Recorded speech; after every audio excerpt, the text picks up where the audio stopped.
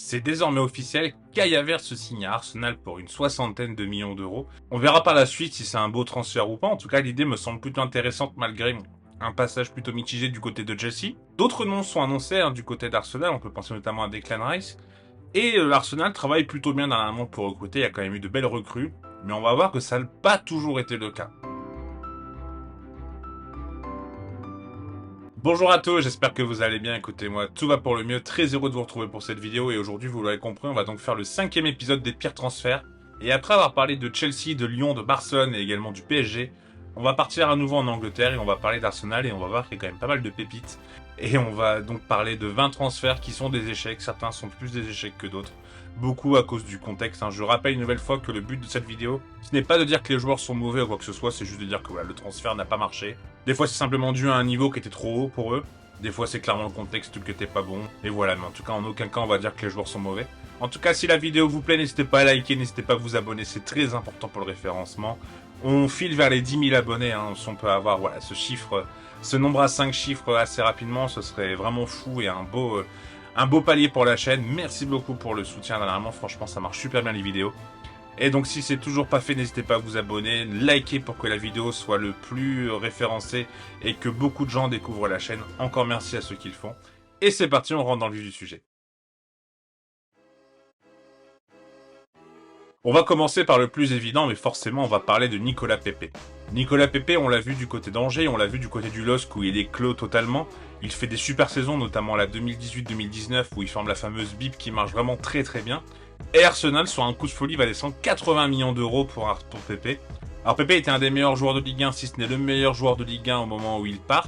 On sait très bien que quand un joueur est vraiment en forme, on arrive à faire monter la somme, et c'est vrai que pour le coup, du côté du LOSC, on était plutôt bon, on l'avait également fait avec Osimhen, on l'avait vendu 70 millions d'euros.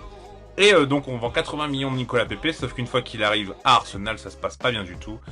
J'ai l'impression que d'un point de vue intégration, ça a été très compliqué, comme on peut le voir un peu dans le documentaire All or Nothing sur Prime Video, où on sent qu'il est un peu mis de côté, je trouve, il a du mal à s'intégrer, et on sent surtout qu'il a pas assez de rigueur en fait pour intégrer les exigences que venait Mikel Arteta, donc voilà, c'est très compliqué pour lui. Il va donc être prêté là à Nice cette saison et à Nice. Et ça n'a pas forcément été ça du côté de Nice non plus. Bon, au moment où ça commençait à aller à peu près bien, alors que c'était clairement peut-être les moments les plus sombres de Nice, quand c'est arrivé, il y a un moment Nicolas Pepe, avant que Favre parte, il commençait à vraiment être décisif. Malheureusement, il se blesse, donc bon, c'est vraiment pas de bol. Mais il va retourner à Arsenal, sauf que Arsenal va devoir clairement le vendre, voire le prêter à nouveau. Mais il est en fin de contrat dans pas si longtemps que ça, donc voilà, va falloir penser à essayer de le vendre un maximum ou essayer d'en faire la meilleure chose possible. Mais clairement, il a plus du tout sa place du côté d'Arsenal. Quand on voit Bukayo Saka, Martinelli, Leandro Trossard, Reiss Nelson pour ne citer que. Peut-être que Kai Havertz aussi va pouvoir jouer par moment sur l'aile, même si c'est clairement pas son poste préférentiel.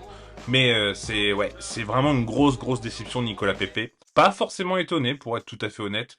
Même si à Lille, il avait montré très belles choses, mais je sentais que passer un cap supérieur, c'était un peu plus compliqué. J'ai un peu ce même pressentiment pour David, d'ailleurs, j'espère qu'il ira pas Arsenal pour eux. Mais voilà pour Nicolas Pepe, vraiment le plus gros transfert d'Arsenal et une belle déception.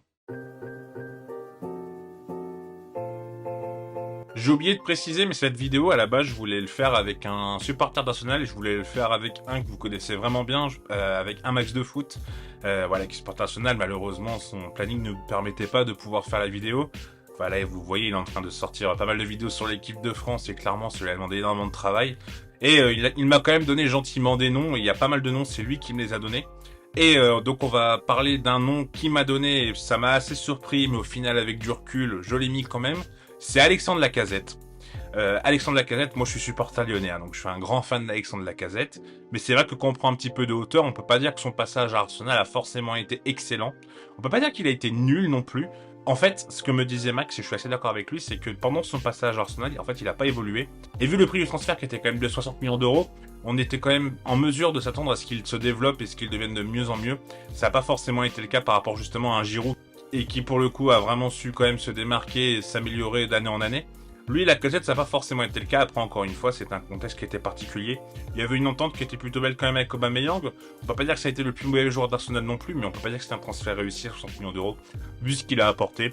Il est parti surtout libre d'Arsenal en fin de contrat. Il paraissait quand même parfois aigri parce que Alexandre Lacazette a toujours eu beaucoup d'excès de colère sur le terrain. Il a toujours beaucoup râlé. Mais c'est vrai qu'il râlait beaucoup Arsenal et les supporters pouvaient se demander pourquoi, parce que en général c'était un peu de sa faute que il n'y avait pas forcément de but et que le club marquait pas. Alors encore une fois, c'était pas le seul fautif, mais c'est sûr qu'on pouvait clairement s'attendre à mieux de Lacazette. Et oui, c'est un des pires transferts d'Arsenal. Et il est parti donc libre, comme je l'avais dit. Là, il est à Lyon. À Lyon, il réexplose totalement. Il a marqué 27 buts. Il est complètement fou. Mais Arsenal, ça a clairement pas été une réussite. On va remonter un petit peu plus dans le temps et on va parler d'un buteur, Devor Shooker, qui est arrivé du côté d'Arsenal dans les années 98, donc après un superbe Euro 96 et une superbe Coupe du Monde 2018 où il finit meilleur buteur d'ailleurs, où il va en demi-finale contre la Croatie et il perd face au fameux doublé de Lilian Thuram. Et Devor Shooker, mais en fait, il a tout simplement pas réussi à s'adapter à la tactique de Arsène Wenger. Ça a été très compliqué. On sent que Thierry Henry et Dennis Bergkamp sont vraiment parfaitement intégrés. Et il n'arrivera pas vraiment à s'imposer. Il n'arrivera pas à être un joueur essentiel. Alors que pourtant, c'était quand même un joueur de renom qui avait montré aussi quelque chose du côté du Real Madrid. Mais voilà, Shooker, ça va vraiment être un flop du côté d'Arsenal. Il va essayer de rebondir en des années 2000 à West Ham. Et voilà, Devor Shooker, clairement, il est tombé sur Henry Bergkamp et c'était indéboulonnable. On l'a vu par la suite. Mais ouais, petit flop ce Devor Shooker. Un autre attaquant qui est passé par la Ligue 1 et ça a été très compliqué pour lui, c'est Marouane Chamakh, qui arrive à Arsenal et clairement ça a été compliqué pour lui. On sentait que ça pouvait être une bonne idée quand même parce qu'il avait vraiment fait des belles saisons, il avait montré de très belles choses, notamment lors du titre de Bordeaux en 2009. Mais à Arsenal, il a fait 6 bons mois où il a pu montrer vraiment tout son talent. On se dit que c'était vraiment une bonne pioche, surtout que c'était un joueur qui était excellent en tête. Et on se disait que voilà, en première ligue, il allait totalement se régaler, et que c'était à l'époque où on aimait bien les attaquants du style Peter Crouch, même si c'est pas du tout le même style, mais vous voyez ce genre d'attaquant qui était capable de marquer des buts. On en a eu pas mal en première ligue à ce moment-là. Et on se disait que voilà, il allait parfaitement s'adapter, et ça n'a pas été le cas. Comme je le dis, les 6 premiers mois ont été très très bons. Mais après, il y a eu le retour de blessure de Van Persie, et du coup, il a plus du tout eu sa place. Et une fois qu'il a plus eu sa place et qu'il a essayé de rejouer, ça a été très compliqué. Il n'a pas forcément été aidé par les blessures. On le voit après dans la suite de sa saison, notamment de sa carrière, notamment du côté de Crystal Palace où c'est également compliqué. Et voilà, Marouane Chamakh, malheureusement, ça n'a vraiment pas été une réussite. Ah, Yaya Sanogo, je sais toujours pas comment ça se fait qu'il est arrivé du côté d'Arsenal. Alors, il était très prometteur. Il avait notamment marqué un quadruplé contre Laval avec Auxerre et on sentait que c'était un joueur qui avait beaucoup de potentiel. Mais de passer de la Ligue 2 à Auxerre à Arsenal, ça a toujours été surprenant. Yaya Sanogo a fait jouer un match lors d'un match de Cup où ça s'est vraiment bien passé pour lui. Et après, il l'a mis titulaire d'entrée contre le Bayern et ça s'est vraiment moins bien passé pour lui. Et après, ça a été plus que compliqué. Il a vraiment eu peu de temps de jeu et malheureusement, Yaya Sanogo n'a jamais vraiment été au niveau escompté et sa carrière derrière a été plus que compliquée. C'est un peu une énigme, ce Yaya Sanogo d'être passé d'Auxerre à Arsenal tout de suite. Je pense qu'une étape intermédiaire aura pu faire du bien dans sa progression. Toujours plus simple de le dire après coup. Mais voilà, Yaya Sanogo, clairement, il n'a pas laissé des marques indélébiles du côté de l'Emirates Stadium. On reste dans les attaquants et là on va parler d'un jeune prospect sud-coréen qui a fait vraiment des belles choses du côté du FC Séoul et c'est le club de la principauté Monaco qui fait le premier pas et qui le prend. Et à Monaco, la première saison est un peu compliquée où il marque que 5 buts. Il en marque 8 la deuxième. Et la troisième saison est bonne où il marque 12 buts mais malheureusement c'est pas suffisant. Monaco descend en Ligue 2. Park Ju-young va donc prendre l'avion en direction de Londres. Enfin, pas vraiment, parce qu'en fait, il part du côté du LOSC. Il commence à passer ses tests médicaux, il va à l'hôtel, et le lendemain, Park Ju-young a disparu. Au grand désarroi des dirigeants du LOSC. Mais Park Ju-young a eu un appel d'Arsène Wenger, et il a décidé de quitter sans prévenir personne Lille pour signer à Arsenal. Sauf que malheureusement, peut-être le karma, qui sait, mais un Park Ju-young à Arsenal, ça a été vraiment compliqué. Presque une erreur de casting pour moi, il avait clairement pas les épaules pour jouer à Arsenal. Surtout à cette année-là, en 2011-2012, c'était pas forcément la meilleure version d'Arsenal, c'est assez compliqué. Il a coûté 6,5 millions pour au final jouer que 6 petits matchs. Un seul but, prêté ensuite au Celta Vigo, il a été prêté après à Watford où il a également très peu joué. Petit passage par l'Arabie Saoudite et il finit au FC Séoul. Donc voilà pour Park Ju-young, ça n'a vraiment pas été une réussite du côté d'Arsenal. On arrête avec les attaquants et on va parler de Pablo Mari, qui a été à Arsenal et qui s'est vraiment pas laissé un souvenir non plus. Enfin, c'est peut-être un souvenir, mais pas forcément un bon souvenir. Il avait été acheté lui en 2016 par Manchester City et en fait City a fait que le prêter. Il a quasiment jamais joué avec City. prêté à Girona, prêté au NAC Breda aux Pays-Bas, et ensuite prêté à la Corogne en Espagne. Et après ça, il signe à Flamengo pour 1,8 million d'euros. Et Arsenal, au bout de 6 mois, se dit tiens, il est bon ce joueur au Brésil. Il l'achète 8 millions d'euros en prêt. Un prêt payant de 8 millions d'euros, du coup, vous m'avez compris. Et après le prêt, ils l'achètent 6 millions. Et ça avait été vraiment plus que compliqué. Moi, je le trouvais très fébrile. Je lui trouvais beaucoup d'erreurs de placement. Je lui trouvais, franchement, je le trouvais pas au niveau d'Arsenal en tout cas. Donc il est prêté dans la foulée en janvier 2022 où il a fait 6 mois à Udinese. Avant d'être prêté avec option d'achat du côté de Monza où ça va bien mieux se passer. Il va faire une saison plutôt correcte avec Monza et Monza a donc levé l'option d'achat. Bon par contre niveau extra sportif il s'est fait poignarder dans un centre commercial pendant cette saison donc heureusement il s'en sort indemne. Mais voilà pour Pablo Mari, vraiment pas un beau passage du côté de Londres. Kolasinac, je dois être honnête avec vous. Quand il signe Arsenal, je trouve que c'est une belle pioche parce que je suis pas mal la Bundesliga et je trouvais que du côté de Schalke 04, c'était un défenseur qui était très intéressant. Alors je savais que c'était pas un top crack, très clairement, mais je me disais que peut-être qu'avec dans le club d'Arsenal, il arrivera à briller, sauf que pas du tout, ça a été assez catastrophique. Il est vraiment passé à la ramasse, il a montré toute sa lenteur, à Arsenal, ça a été vraiment plus que compliqué. Bon, il a pas été aidé par les blessures également, soyons honnêtes, mais franchement, ça a été vraiment compliqué pour lui. Je m'attendais vraiment à ce qu'il soit quand même un peu meilleur et il est passé complètement à côté de son passage à Arsenal. Marseille a décidé de le recruter, où je me disais mais pourquoi il le recrute, et au final, il rebondit plutôt bien, notamment dans cette défense à 3, où je le trouve plutôt intéressant. Quand il joue dans l'axe, même si en défense en piston gauche, ça allait aussi, mais je le préfère quand même beaucoup dans cette défense à 3. Je pense que son avenir est d'être défenseur central. Mais voilà pour Kolasinac, je pense vraiment que les Gunners n'en gardent pas un très bon souvenir. Alors lui, je vous avoue que je l'avais complètement oublié, c'est un max de foot qui me le donne, et Ignacy Miquel. Et je vais être relativement bref avec lui parce que franchement, j'ai pas de souvenir avec lui. Après, il a fait que 14 matchs avec Arsenal. Il arrive à Arsenal à 16 ans en 2008. Il va appartenir au club londonien jusqu'au Mercato Estival 2014. Seulement 14 matchs avec l'équipe A d'Arsenal. Avant, il a joué pas mal avec la réserve et également avec les U18 avant. Petit prêt à Arsenal avant de signer à Norwich. Voilà pour Ignacy Miquel. De ce que j'ai pu lire et de ce que j'ai pu rechercher, c'était vraiment un joueur, on n'a pas compris pourquoi il était à Arsenal et qu'il était vraiment en dessous du seuil demandé pour être un joueur d'Arsenal, dirons-nous.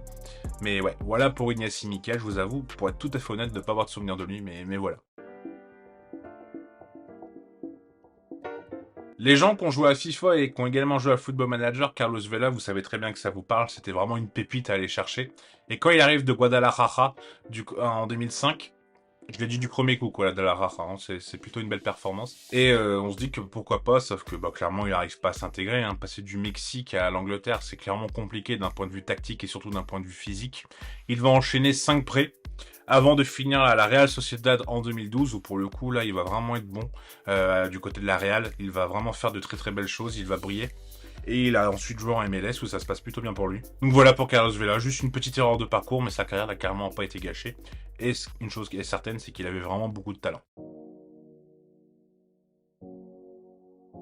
Alors lui, j'ai jamais compris comment il a pu atterrir du côté de Arsenal, parce que franchement, c'était vraiment pas ça. Hein. Alors son numéro 11, clairement, il était mythique. On se demande toujours pourquoi il a eu ce numéro. Mais waouh, c'était vraiment compliqué. Alors il essayait de se battre, hein, mais j'ai l'impression qu'à chaque fois que je regarde Arsenal, il faisait une erreur.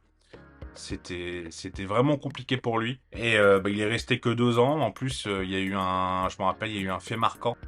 C'est qu'il a demandé à Van Persie d'échanger son maillot. Van Persie était du côté de Manchester United. Il venait de quitter Arsenal et clairement, ça avait été mal vu par les supporters. Donc franchement André Santos, c'est que ce soit sur le terrain ou en dehors du terrain, ça a été assez compliqué. Donc voilà pour André Santos. On va reprendre un petit français, on va parler de Sébastien Schillaci, qui était certes en fin de parcours hein, quand il arrive à Arsenal, mais waouh, ça a été compliqué, très fébrile, très lent, en grande difficulté dans cette défense, comme pas mal de défenseurs hein, d'ailleurs qui sont arrivés en équipe, qui sont arrivés à Arsenal. Et en tout cas, ouais, Sébastien Schillaci, ça a été plus que compliqué, il a jamais impressionné, il arrive en 2010, il part en 2013, et puis voilà pour Toto Schillaci, rien de bien transcendant à dire, si ce n'est que c'était un super joueur à Monaco. Il a fait des belles choses à Lyon également. Mais ouais, à Arsenal, ça a été compliqué. Ah, André Arshavin, c'est un joueur, je me rappelle, à l'Euro 2008, qui avait vraiment surpris tout le monde. Il avait été excellent. Également avec le Zénith en Coupe d'Europe, hein, en Coupe UEFA, où ils vont en finale, où ils la gagnent, je ne sais plus. Je crois qu'il la gagne. Il gagne la Coupe UEFA. Et Arshavin, c'est vraiment le feu follet. Je crois qu'il finit 5e au Ballon d'Or, d'ailleurs, cette année-là. Voilà, quand Arsenal le prend, on se dit, mais quelle bonne idée, quelle bonne pioche, Arshavin. J'ai un pote même qui se connaîtra, parce que je sais qu'il regarde des vidéos, qui a floqué son maillot d'Arsenal Arshavin. Et vraiment, on se dit, oh, ça va le faire avec André. Sauf que, malheureusement, André, ça a été très compliqué. Alors, on se rappelle de son quadruplé contre Liverpool à Anfield, qui était clairement un fait marquant. Mais à part ça, ça a été difficile pour lui. Je vais pas dire qu'il a été mauvais, ce serait faux, ce serait mentir, ce serait grossir le trait. Pour moi, il a clairement pas répondu à tout ce qu'on pouvait attendre de lui. Peut-être que la marche était trop haute, peut-être qu'on l'a vu trop beau. Comme pas mal de joueurs hein, qui sont bons dans des championnats peut-être un peu dits exotiques, ou qui sont énormes lors d'une compétition internationale et hop, ils vont directement dans un grand club. Je pense que là, la marche était trop haute et ça a été difficile pour lui. Mais ouais, en tout cas, Arshavin, bon, c'était un joueur que j'aimais bien, mais on peut pas dire que ça a été une réussite du côté d'Arsenal. Lui, il est censé venir justement après le départ de Schuker, l'attaquant phare des années 2000, après des départs de canon avec son club formateur, Everton. Arsenal décide donc de dépenser 10 millions d'euros pour lui, ce qui est une sacrée somme à l'époque. Hein. Aujourd'hui, c'est vrai qu'on achète Didier Ndong 16 millions, donc c'est vrai que 10 millions, ça paraît rien. Donc il arrive à l'été 2001, pardon, je crois que je dis 2000, mais non, c'est en 2001. Et malheureusement, c'est vraiment une catastrophe hein, pour le joueur qui a fait qu'une sélection avec les Free Lions et qui a mis un but d'ailleurs, un peu le Julien Faubert anglais. Et en 2003, bah, on se rend compte que ça marchera pas du tout. Henry est encore là et est encore en train de marquer énormément de buts avec Dennis Bergkamp. Et bah, il va retourner chez les Toffees, donc son club formateur. Et après, ça va vraiment pas bien se passer. La machine, clairement, elle s'était grippée. À Everton, ça va pas forcément mieux. Il va faire un passage du côté de Sheffield en Championship, deux expériences en Écosse aux Rangers et à Motherwell, et ensuite un passage à Malte et en Australie. Il raccroche les crampons en 2014, vraiment, je vous jure que c'était vraiment normalement le futur grand buteur, et ça a été compliqué pour lui. Lui, c'est pareil, si vous avez joué un peu à FM, c'était une petite pépite, mais clairement, Arsenal, c'était pas une réussite. C'est Wellington Silva. Le Brésilien, il est arrivé de Fluminense à seulement 18 ans, et il a jamais joué un match officiel, en fait, avec Arsenal, tout simplement. Après ça, donc, il a enchaîné un peu d'une carrière où il a un peu vagabondé. Il a été à Levante, à Alcoyano, à Ponfaradina, à Murcie, et également à Almeria. Et puis après, il a mis fin à cette période en retournant au Brésil. Voilà pour Wellington Silva. Je suis persuadé qu'il y en a beaucoup qui s'en souviennent plus. Pour être honnête, je m'en souviens que grâce aux jeux vidéo. Hein, je vais pas vous mentir. De toute façon, le voir avec un maillot d'Arsenal, c'est assez compliqué à trouver. Mais ouais, voilà. Décidément, le LOSC et puis Arsenal, c'est pas vraiment une histoire qui fonctionne, hein, parce que bah, Gervinho, ça n'a pas été ça, Arsenal. Hein. Moi, j'étais assez fan de l'Ivoirien, du coup, quand il forme la triplette, lui également, il forme une triplette avec Moussa Sow et avec Eden Hazard. On est vraiment sur de la grande qualité du côté du LOSC. Et quand il arrive à Arsenal, on se dit que c'est une belle pioche, mais franchement, c'est pas au niveau. C'est vraiment pas au niveau. Il va réussir à rebondir pourtant après hein, du côté d'Arsenal. Lui, clairement, je pense que c'est le contexte qui était pas bon quand il arrive. Il n'était pas forcément non plus très bien entouré. On était un peu dans une fin d'ère des années 2000 depuis quelques temps et depuis le départ, voilà, des gros noms avec les salaires qu'on n'a pas suivis comme Van Persie, comme Henry pour ne citer que. Il a eu du mal à devenir un peu ce joueur phare qui aurait pu porter Arsenal. Et ça a été très compliqué, sans dire qu'il a été nul non plus, mais il a quand même fait quelques matchs. Il a montré pas mal de qualité de vitesse, il a montré pas mal de qualité de technique également à Arsenal. Mais devant le but, c'était vraiment compliqué, on sentait l'attaquant en manque de confiance, qui avait du mal à marquer, et c'est pour ça que je le mets dedans. Vous avez le droit de pas être d'accord avec moi, mais pour moi, Gervinho, à Arsenal, j'en attendais vraiment beaucoup mieux. Parce que quand je le voyais au LOSC, quand je le voyais au stade, c'était le Stadium à l'époque, le Stadium Nord, et ouais, c'était vraiment monstrueux, et bah voilà, Arsenal, pas ça. Ah, Ryo Miyashi. Il y a Alex qui en a fait une vidéo d'ailleurs, qu'on a consacré une vidéo parce que c'est le personnage en fait qui a inspiré le manga ou l'animé d'ailleurs, je sais jamais, je crois que c'est l'animé. C'est lui qui a inspiré du coup Blue Lock et c'était vraiment un jeune espoir japonais, tout le monde en attendait énormément autour de lui. Donc il arrive à Arsenal assez tôt et malheureusement ça a été plus que compliqué, il joue que 7 matchs avec Arsenal. Il a enchaîné des prêts à Feyenoord, Bolton, Wigan ou également Twente. Ça a été compliqué. Il fait également après 6 ans du côté de St. Pauli, donc en Bundesliga 2. Et il fait que 80 matchs, parce qu'il connaît également pas mal de papers physiques, seulement 8 buts. Et là, actuellement, il est Yokohama Marinos. Donc voilà, pour Miyashi, ça a été vraiment plus que compliqué. Et lui, c'est un joueur qu'on a mis beaucoup trop tôt en avant. Je vous conseille vraiment de voir la vidéo d'Alex, elle est super intéressante. C'est vraiment bien expliqué, j'ai pas envie de vous faire ça en 2 lignes et que ce soit vraiment bâclé, donc n'hésitez pas si ça vous intéresse de regarder sa vidéo, je la mettrai en description. L'avant-dernier joueur, c'est le Lord Niklas Bentner. Il était vu par Wenger comme l'héritier de Thierry Henry. Ça n'a pas vraiment été ça, on va pas se mentir. Là, le géant danois, il a toujours eu un style assez atypique qui m'a toujours assez fasciné. Malheureusement, voilà, il a fait des prêts après à Birmingham, à Sunderland où ça a été compliqué. Il a même été prêté à la Juve. Alors ça, je comprends toujours pas comment c'est possible. Et pareil, c'était compliqué. Donc voilà pour Lord Bentner. Voilà, ouais.